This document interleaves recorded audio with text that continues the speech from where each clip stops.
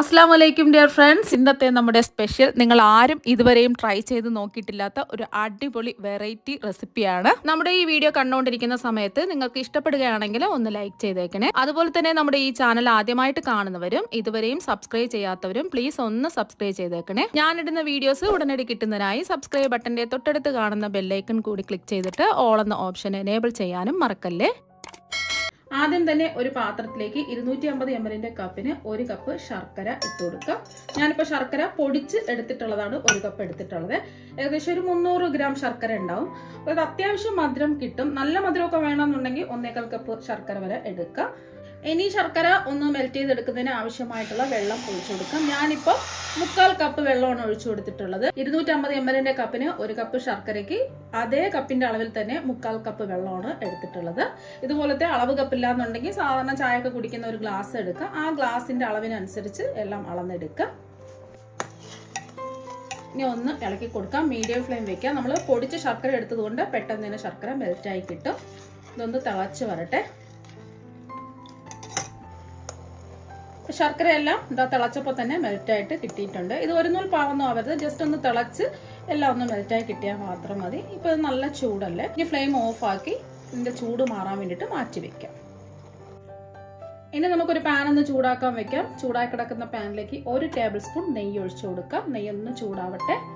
ഇപ്പം നെയ്യ് ഇതാ ചൂടായിട്ടുണ്ട്. ഇതിലേക്ക് 1 ടേബിൾ സ്പൂൺ കശുവണ്ടി ചെറുതായിട്ട് കട്ട് ചെയ്തിട്ട് കൊടുക്കാം. കശുവണ്ടിക്ക് പകരം നിങ്ങൾക്ക് നിലക്കടല വേണമെങ്കിലും എടുക്കാവുന്നതാണ്. ഫ്ലെയിം മീഡിയം ഫ്ലെയിം വെക്കുക. ഇതൊന്ന് ഇളക്കി കൊടുക്കാം. ഇതൊന്ന് റോസ്റ്റായി വരട്ടെ. അപ്പോൾ ഇതിലേക്ക് നിങ്ങൾക്ക് വേണമെന്നുണ്ടെങ്കിൽ കിസ്മിസ് ചേർത്ത് കൊടുക്കാം. ഞാനിപ്പോൾ കിസ്മിസ് ചേർത്ത് കൊടുക്കുന്നില്ല. കശുവണ്ടിയുടെ നിറമൊക്കെ ചെറുതായിട്ടൊന്ന് മാറിയിട്ടുണ്ട്. ഇപ്പം അത് റോസ്റ്റായി. ഇനി ഇതിലേക്ക് നമ്മൾ ചേർത്ത് കൊടുക്കുന്നത് 250 ml കപ്പിന് 1 കപ്പ് പൈനാപ്പിൾ ചെറുതായിട്ട് കട്ട് ചെയ്തെടുത്തിട്ടുള്ളതാണ്. ഇതിലേക്ക് ഇട്ട് കൊടുക്കുക. പൈനാപ്പിളൊക്കെ ചെറുതായിട്ടൊന്ന് വാട്ടിയെടുക്കുക. അപ്പോൾ പൈനാപ്പിൾ ഉണ്ടെങ്കിൽ പൈനാപ്പിൾ ഇട്ട് കൊടുക്കാം, ഇല്ലാന്നുണ്ടെങ്കിൽ കുഴപ്പമില്ല. പൈനാപ്പിൾ ഇതിലേക്ക് ചേർക്കുമ്പോൾ ഒരു പ്രത്യേക മണവും ടേസ്റ്റും ഒക്കെയാണ്. ഉണ്ടെങ്കിൽ ചേർത്ത് കൊടുക്കാം. അപ്പോൾ ഇത് ഒരു 2 മിനിറ്റ് ഇതാ ഒന്ന് ഇളക്കി കൊടുത്തിട്ടുണ്ട്. പൈനാപ്പിളൊക്കെ നല്ലതുപോലെ ഇതാ വാടി കിട്ടിയിട്ടുണ്ട്. ഇനി ഇതിലേക്ക് നമ്മൾ എത്രയാണോ പൈനാപ്പിൾ ഇട്ടത് അതേ കപ്പിൻ്റെ അളവിൽ തന്നെ 1 കപ്പ് നേന്ത്രപ്പഴവും കൂടി ഇട്ട് കൊടുക്കാം. നേന്ത്രപ്പഴം ഇതുപോലെ ചെറുതായിട്ട് കട്ട് ചെയ്ത് വേണം ഇട്ട് കൊടുക്കാനായിട്ട്. ഈ നേന്ത്രപ്പഴവും കൂടി ഒന്ന് വഴറ്റിയെടുക്കാം. മീഡിയം ഫ്ലെയിം തന്നെ വെച്ച് കൊടുക്കാം. അപ്പോൾ നിങ്ങളുടെ കയ്യിൽ പൈനാപ്പിൾ ഇല്ലാന്നുണ്ടെങ്കിൽ 2 കപ്പ് നേന്ത്രപ്പഴം ചെറുതായിട്ട് ഇതുപോലെ കട്ട് ചെയ്ത് വഴറ്റിയെടുത്താലും മതി. അപ്പോൾ ഞാൻ അത്യാവശ്യം വലുപ്പമുള്ള ഒരു നേന്ത്രപ്പഴമാണ് എടുത്തിട്ടുള്ളത്. അപ്പോൾ പൈനാപ്പിൾ ഇല്ലാന്നുണ്ടെങ്കിൽ 2 നേന്ത്രപ്പഴം ചെറുതായിട്ട് കട്ട് ചെയ്ത് ഇതുപോലെ ഒന്ന് വഴറ്റിയെടുക്കാം. ഒരു 2 മിനിറ്റ് ഇളക്കി കൊടുത്തപ്പോൾ പഴമെല്ലാം ഇതാ ഒന്ന് വാടി വന്നിട്ടുണ്ട്. ഇനി ഇതിലേക്ക് ആവശ്യത്തിനുള്ള മധുരം ഇട്ട് കൊടുക്കാം. ഞാനിപ്പോൾ ഒരു 1/4 കപ്പ് പഞ്ചസാരയാണ് ഇട്ട് കൊടുക്കുന്നത്. നമ്മൾ എടുക്കുന്ന പൈനാപ്പിളിൻ്റെ മധുരത്തിനനുസരിച്ച് പഞ്ചസാര ചേർത്ത് കൊടുക്കാം. അതുപോലെ തന്നെ ഇതിലേക്ക് 1 കപ്പ് തേങ്ങ ചിരകിയതും കൂടി ഇട്ട് കൊടുക്കാം. എല്ലാം ഓരോ കപ്പ് വെച്ചാണ് ഞാൻ എടുത്തിട്ടുള്ളത്. ഇനി പഞ്ചസാര ഒന്ന് മെൽറ്റായി കിട്ടുന്നവരെ ഒന്ന് ഇളക്കി കൊടുക്കാം. നമ്മളിതിലേക്ക് പഞ്ചസാരയും തേങ്ങയും ചേർത്ത് കൊടുത്തതിന് ശേഷം ഫ്ലെയിം കുറച്ച് വെച്ച് കൊടുക്കാം. എന്നിട്ട് ഇതുപോലെ ഒന്ന് ഇളക്കി കൊടുക്കാം. ഈ പഞ്ചസാരയെല്ലാം ഒന്ന് മെൽറ്റായി വരട്ടെ. ഇപ്പം നമ്മൾ പഞ്ചസാരയും തേങ്ങയും കൂടെ ചേർത്ത് കൊടുത്തതിന് ശേഷം 1 മിനിറ്റ് ഇതാ ഒന്ന് ഇളക്കി കൊടുത്തിട്ടുണ്ട്. പഞ്ചസാരയെല്ലാം ഇതാ മെൽറ്റായി. ഇനി നമുക്ക് ഫ്ലേവറിന് വേണ്ടിയിട്ട് കുറച്ച് ഏലക്കപ്പൊടിയും കൂടി ചേർത്ത് കൊടുക്കാം. 1/4 ടീസ്പൂൺ ഏലക്ക അതിൻ്റെ തൊണ്ടൊക്കെ മാറ്റിയിട്ട് ഒന്ന് ചവച്ചെടുത്തിട്ടുള്ളതാണ്. ഒരു 1/4 ടീസ്പൂണാണ്. നമ്മൾ പഞ്ചസാരയും കൂട്ടി ചേർത്ത് പൊടിച്ച് ഏലക്കപ്പൊടിയാണെന്നുണ്ടെങ്കിൽ ഒരു 3/4 ടീസ്പൂണൊക്കെ ചേർത്ത് കൊടുക്കാം. ഇത് ഞാൻ തൊണ്ടൊക്കെ മാറ്റിയതിന് ശേഷം അതിൻ്റെ കുരു ഒന്ന് ചവച്ചെടുത്തിട്ടാണ് ഒരു 1/4 ടീസ്പൂൺ ചേർത്ത് കൊടുത്തിട്ടുള്ളത്. ഒന്ന് ഇളക്കി കൊടുത്തതിന് ശേഷം ഫ്ലെയിം ഓഫ് ആക്കാം. നമ്മളിതിൽ ഏലക്കയും കൂടെ ചേർത്ത് കൊടുത്തതിന് ശേഷം ചെറുതായിട്ടൊന്ന് ഉടച്ചു കൊടുക്കാം. ഒരുപാട് അങ്ങ് പ്രസ് ചെയ്ത് ഉടക്കരുത്, ചെറിയ രീതിയിൽ ഒന്ന് ഉടച്ചു കൊടുക്കാം. അപ്പോൾ ഇത് കഴിക്കുന്ന സമയത്ത് പ്രത്യേക ഒരു ടേസ്റ്റാണ്. ചെറുതായിട്ട് സ്പാച്ചിൽ വെച്ചോ അല്ലെങ്കിൽ സ്പൂൺ വെച്ചോ ഒന്ന് പ്രസ് ചെയ്ത് കൊടുക്കാം.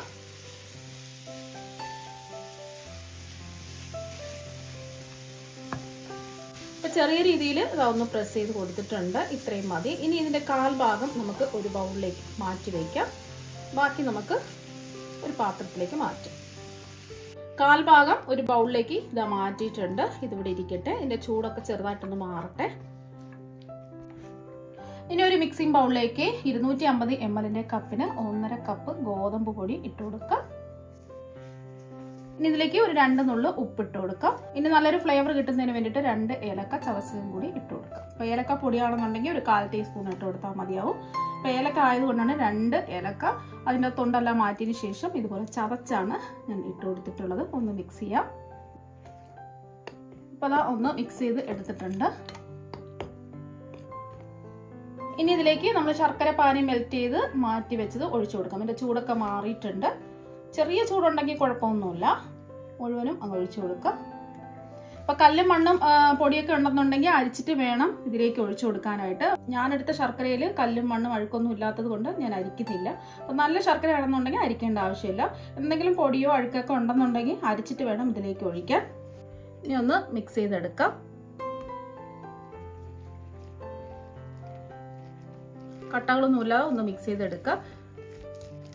അപ്പോൾ ഇതിൽ നിങ്ങൾക്ക് വേണമെന്നുണ്ടെങ്കിൽ 1/4 ടീസ്പൂൺ ചെറിയ ജീരകം വറുത്ത് പൊടിച്ചത് ചേർത്ത് കൊടുക്കാം. അതിൻ്റെ ടേസ്റ്റൊക്കെ ഇഷ്ടമാണെന്നുണ്ടെങ്കിൽ ചേർത്ത് കൊടുക്കാം. ഞാനിപ്പോൾ ചെറിയ ജീരകം ചേർത്ത് കൊടുക്കുന്നില്ല, ഏലക്ക മാത്രമേ ഇട്ട് കൊടുത്തിട്ടുള്ളൂ. ഇപ്പോൾ അതൊന്ന് മിക്സ് ചെയ്തെടുത്തിട്ടുണ്ട്. ഇപ്പോൾ കണ്ടില്ലേ, ഇത് ചെറിയ രീതിയിൽ കട്ടിക്കാണ് ഇരിക്കുന്നത്. അപ്പോൾ ഇനി ഇതിലേക്ക് കുറച്ച് വെള്ളവും കൂടി ഒഴിച്ചു കൊടുക്കാം. ഞാനിപ്പോൾ ഒരു 1/4 കപ്പ് വെള്ളം ഇതിലേക്ക് ഒഴിച്ചു കൊടുക്കുകയാണ്. സാധാരണ പച്ചവെള്ളം തന്നെയാണ് ഒഴിച്ചു കൊടുക്കുന്നത്, ചൂടുവെള്ളമൊന്നുമല്ല. ഇനി ഇതൊന്ന് മിക്സ് ചെയ്തെടുക്കാം. ഒരുപാട് കട്ടിക്കല്ല നമ്മുടെ ബാറ്റർ വേണ്ടത്, ചെറിയൊരു ലൂസോട് കൂടി വേണം ഇരിക്കേണ്ടത്. അപ്പോൾ ആ ഒരു പരുവത്തിന് ഒന്ന് മിക്സ് ചെയ്തെടുക്കാം. നമ്മൾ ശർക്കര പാനി മെൽറ്റ് ചെയ്തെടുത്തപ്പോൾ 1/4 കപ്പ് വെള്ളമല്ലേ നമ്മൾ ഒഴിച്ചു കൊടുത്തിട്ടുള്ളത്. അപ്പോൾ അതിന് പകരം നിങ്ങൾക്ക് വേണമെന്നുണ്ടെങ്കിൽ 1 കപ്പ് വെള്ളം വേണമെങ്കിൽ ഒഴിച്ചു കൊടുക്കാം. അപ്പോൾ നമ്മൾ എടുക്കുന്ന ഓരോ ബ്രാൻഡ് ഗോതമ്പ് പൊടിക്ക് അനുസരിച്ച് വെള്ളത്തിൻ്റെ അളവിന് വ്യത്യാസം ഉണ്ടാവും.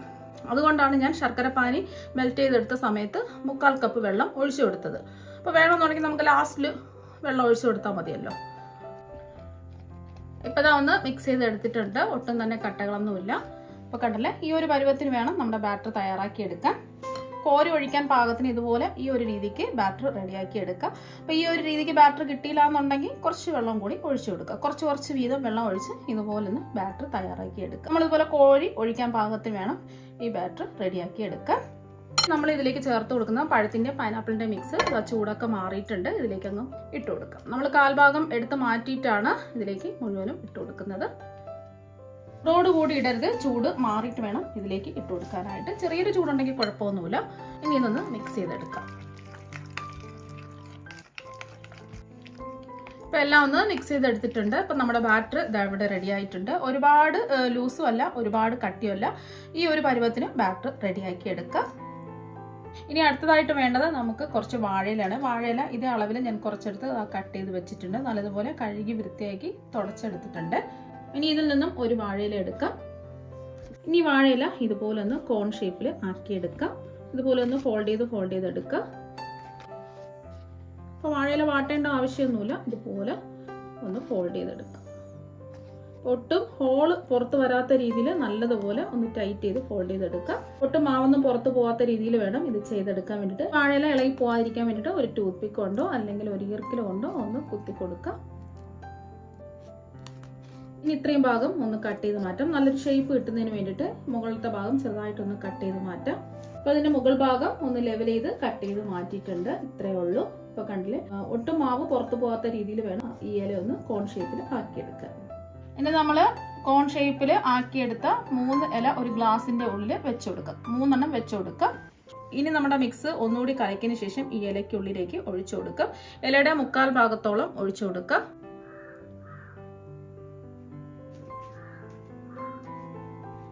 ഇലയുടെ 1/4 ഭാഗത്തോളം ഇത് ഒഴിച്ചു കൊടുത്തിട്ടുണ്ട്. എല്ലാ ഇലയിലും ഇങ്ങനെ തന്നെ മാവ് ഒഴിച്ചു കൊടുക്കാം.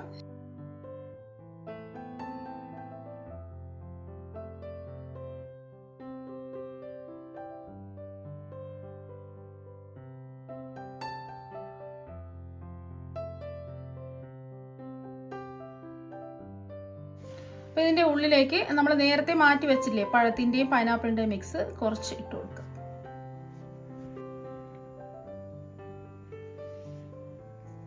ഇതുപോലെ തന്നെ നമുക്ക് ബാക്കിയെല്ലാം ചെയ്തെടുക്കാം.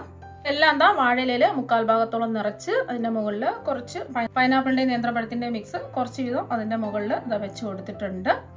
ഇപ്പം നമ്മളിത് ഗ്ലാസ്സിലാണ് വെച്ചിരിക്കുന്നത്. ഇനി ഒരു പാത്രത്തിൻ്റെ ഉള്ളിലേക്ക് ഇത് ഇറക്കി വെക്കാം. ലാസ്റ്റിൽ എനിക്ക് 2 എണ്ണമാണ് കിട്ടിയിട്ടുള്ളത്. അപ്പോൾ ബാക്കിയെല്ലാം ഞാൻ ഓരോ ഗ്ലാസ്സിലും 3 എണ്ണം വീതം വെച്ച് കൊടുത്തിട്ടുണ്ട്. ഗ്ലാസ്സും ഇതുപോലെ ഒരു പാത്രത്തിൻ്റെ ഉള്ളിലേക്ക് ഇറക്കി വെക്കാം. ഇതുപോലത്തെ ഒരു പാത്രം ഇല്ലാന്നുണ്ടെങ്കിൽ ഏതെങ്കിലും ഒരു പാത്രം എടുത്താൽ മതിയാവും. ഞാനിപ്പോൾ ഒരു കേക്ക് ടിന്നാണ് എടുത്തിട്ടുള്ളത്. പോലെ ഒന്ന് ഇറക്കി വെച്ച് കൊടുക്കാം. അപ്പോൾ അതെല്ലാം ഒന്ന് വെച്ച് കൊടുത്തിട്ടുണ്ട്. ഇപ്പം ഞാൻ ഇഡലി ചെമ്പിൽ കുറച്ച് വെള്ളം തിളപ്പിക്കാൻ വെച്ചിട്ടുണ്ട്. വെള്ളം നല്ലോണം തിളച്ചിട്ടുണ്ട്. ഈ വെള്ളത്തിൻ്റെ മുകളിലായിട്ട് ഒരു സ്റ്റാൻഡും കൂടി വെച്ച് കൊടുത്തിട്ടുണ്ട്. ഒരു സ്റ്റാൻഡോ ഒരു തട്ടോ എന്തെങ്കിലും വെച്ച് കൊടുത്തിട്ട് നമ്മുടെ ഈ പാത്രം ഒന്ന് ഇറക്കി വെച്ച് കൊടുക്കാം. ഇനി ഇത് മൂടി വെച്ച് മീഡിയം ഫ്ലെയിമിൽ ഇത് ആവിയേറ്റിയെടുക്കാം. ഇപ്പൊ ഇത് ആവിയേറ്റാൻ വെച്ചിട്ട് ഒരു 20 മിനിറ്റ് കഴിഞ്ഞിട്ടുണ്ട്. ഇനി ആയിട്ടുണ്ടോ എന്ന് ഒന്ന് തുറന്ന് നോക്കാം. ഇപ്പൊ തന്നെ നല്ലൊരു മണമൊക്കെ വരുന്നുണ്ട്. ഇനി ആയിട്ടുണ്ടോ എന്ന് അറിയാൻ വേണ്ടിയിട്ട് ഒരു ടൂത്ത് പിക്ക് വെച്ച് ഒന്ന് കുത്തി നോക്കാം. ഇപ്പൊ കണ്ടില്ലേ, ടൂത്ത് പിക്ക് ഇതാ ക്ലിയർ ആയിട്ട് വന്നിട്ടുണ്ട്. മാവൊന്നും ഒട്ടിപ്പിടിച്ചിട്ടില്ല. അപ്പൊ ഈ ടൂത്ത് പിക്കില് മാവ് ഒട്ടിപ്പിടിച്ചിരിക്കുകയാണെന്നുണ്ടെങ്കിൽ വീണ്ടും 15 മിനിറ്റ് അതിൽ കൂടുതലോ ആവിയേറ്റാൻ വെക്കുക. ഇപ്പൊ ഇത് നല്ല ചൂടാണ്. ഇതിന്റെ ചൂട് മാറിയിട്ട് നമുക്ക് പുറത്തെടുക്കാം. ഇപ്പൊ ഇതിന്റെ ചൂടൊക്കെ മാറിയതിനു ശേഷം ഇഡലി ചെമ്പിൽ നിന്നും ഞാൻ പുറത്തെടുത്ത് വെച്ചിട്ടുണ്ട്. ഇപ്പൊ കണ്ടില്ലേ, ഗ്ലാസ്സിൽ ഒട്ടും തന്നെ ഇതാ വീണിട്ടില്ല.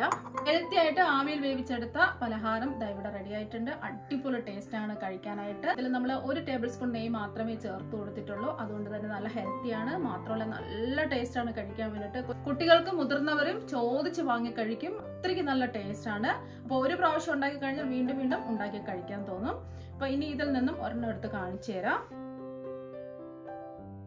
ഇപ്പൊ കണ്ടില്ലേ, നല്ല അടിപൊളിയായിട്ട് ഇതാക്കി ഇട്ടിട്ടുണ്ട്. ഇനി ടൂത്ത് പിക്ക് എടുത്ത് മാറ്റാം. കണ്ടില്ലേ, നല്ല അടിപൊളിയായിട്ട് ഇതാ കിട്ടിയിട്ടുണ്ട്. നല്ല സോഫ്റ്റ് ആയിട്ട് ഇരിപ്പുണ്ട്. ഇതൊന്ന് മുറിച്ചും കൂടി കാണിച്ചു തരാം. ഇപ്പൊ കണ്ടില്ലേ, പഞ്ഞി പോലെ സോഫ്റ്റ് ആയിട്ടാണ് ഇരിക്കുന്നത്. അപ്പൊ നിങ്ങൾ എല്ലാവരും ഇതുപോലെ ഒരു പ്രാവശ്യം ഒന്ന് ട്രൈ ചെയ്ത് നോക്കുക. തീർച്ചയായും നിങ്ങൾക്ക് എല്ലാവർക്കും ഇഷ്ടമാകും. അപ്പൊ നമുക്ക് മറ്റൊരു വെറൈറ്റി വീഡിയോ ആയിട്ട് വീണ്ടും കാണാം. താങ്ക്